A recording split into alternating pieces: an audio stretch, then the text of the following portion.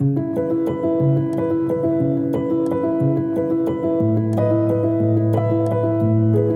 moi c'est Camille. Je viens de la vallée de juste à côté en fait, la vallée de Campan. Les Alias, c'est le nom de la falaise qu'on a aménagée depuis 20 ans maintenant.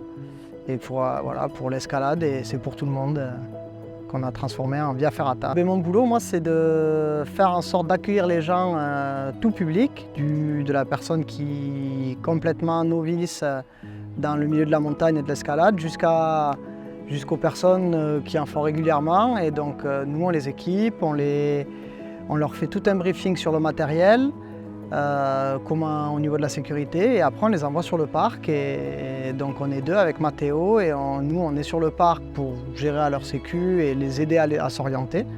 Parce qu'aujourd'hui c'est un peu le plan du métro, depuis qu'on a agrandi le parc, c'est vrai que c'est assez grand. Les gens sont autonomes et nous on est là s'il y a quoi que ce soit pour aller les chercher, les secourir. Une journée type, donc généralement j'arrive, j'ouvre le bureau, je mets tout en place.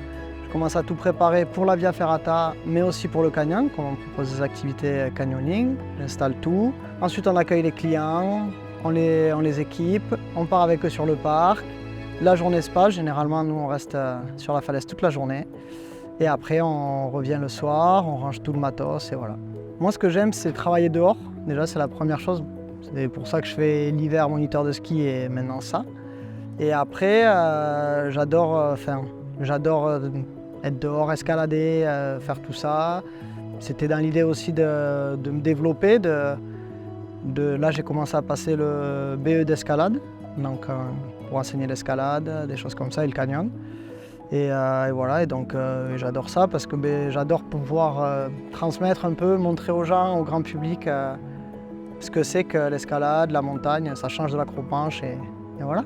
Et le parcours préféré, il n'y en a pas vraiment, parce que chacun est vraiment différent. Il y en a qui sont vraiment sportifs, là le parcours rouge-noir, où ça va être vraiment une verticalité déversante, pour ceux qui veulent un peu se la donner, tout ça, qui est vraiment type escalade.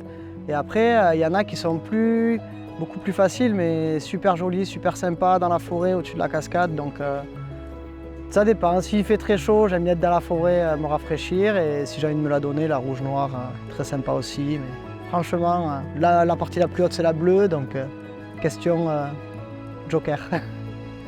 Moi, j'aime bien travailler à Cauterets parce que ça reste un petit village de montagne dans les Pyrénées. Il y a plein de choses à faire, bon, que ce soit nous ici à la Via Ferrata, mais après, moi le matin, je sais que régulièrement, ça m'arrive d'aller courir en montagne avant le boulot. Il y a vraiment plein de choses à faire. Le soir, on peut toujours prendre notre matos d'escalade, aller grimper.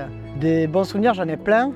Mais j'ai une anecdote un peu sympa quand même. C'est qu'une fois, on a eu, pour vraiment montrer que c'est accessible à tout le monde, on a eu une personne aveugle qui a fait l'ensemble de la Via Ferrata avec ses enfants, tout seul. Enfin, ils étaient tous les quatre, quoi. Enfin, le papa qui était aveugle, sa femme et les deux enfants. Et ils ont fait tout le parcours tout seuls, ils n'ont pas eu besoin d'assistance.